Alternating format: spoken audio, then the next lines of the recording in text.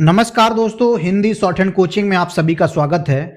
आज हम लोग भारत की न्याय व्यवस्था के संबंध में 400 शब्दों की एक डिक्टेशन लेने जा रहे हैं। डिक्टेशन 5 सेकंड के बाद स्टार्ट होगी, तब तक के लिए आप लोग तैयार रहें। स्टार्ट। प्रधानमंत्री नरेंद्र मोदी ने न्याय देने में देरी को देश की जनता के सामने सबसे बड़ी चुनौती बताया है। शनिवार को गुजरात के केवड़िया में विधि मंत्रियों और विधि सचिवों के अखिल भारतीय सम्मेलन के उद्घाटन सत्र को भेजे वीडियो संदेश में प्रधानमंत्री ने ये उद्गार व्यक्त किए। अपने संदेश में उन्होंने न्याय व्यवस्था को संवेदनशील बनाने पर जोर दिया। लोक अदालतों को लेकर कुछ राज्यों की तारीफ करते हुए उन्होंने कहा कि इन्हें जल्दी न्याय दिलाने के लिए स्थापित किया गया था। इस उद्देश्य में लोक अदालतें सफल रही हैं।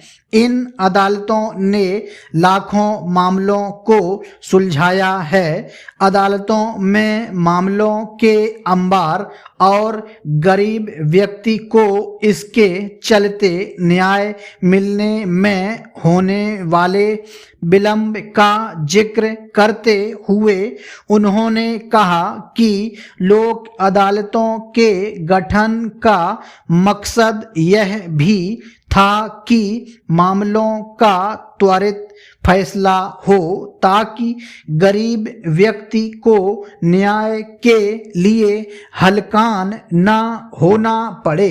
गुजरात में अपने मुख्यमंत्री काल का जिक्र करते हुए उन्होंने बताया कि उनके मुख्यमंत्री रहते गुजरात में शाम की अदालतें आरंभ की गई थीं।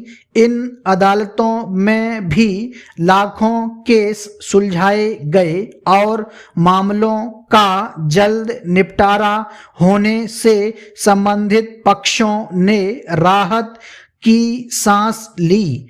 लोक अदालतों और शाम की अदालतों में कम गंभीर मामलों की सुनवाई होती है।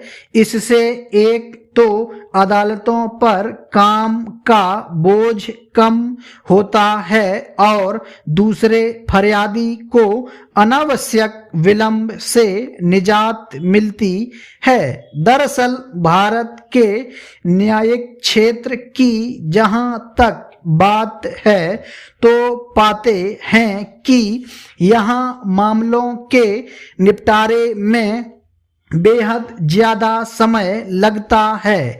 इससे न्याय मिलने का बुनियादी मकसद ही समाप्त हो जाता है। ऐसा कहा जाता है कि justice delayed is justice denied, लेकिन भारत के संदर्भ में यह बात सार्थक साबित नहीं हो पा रही।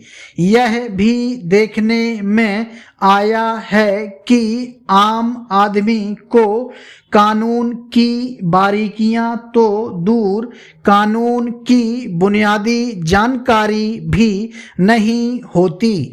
उस पर न्यायिक क्षेत्र में अंग्रेजी का बोलबाला होने से भी आम जन की मुश्किलें बढ़ जाती हैं। अदालतों का बोझ कम करने के लिए काफी समय से प्रयास जारी है, लेकिन इस बात को प्रायः अनदेखा ही किया जाता रहा कि जो व्यक्ति न्याय पाने की फरियाद कर रहा है वह अपने कानूनी अधिकारों से किस हद तक वाकिफ है।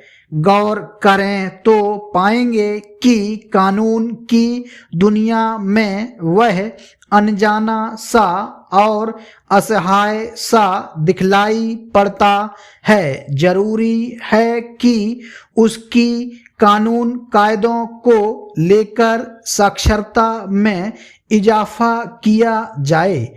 आम जन के सशक्तिकरण के लिए यह जरूरी है। स्टॉप।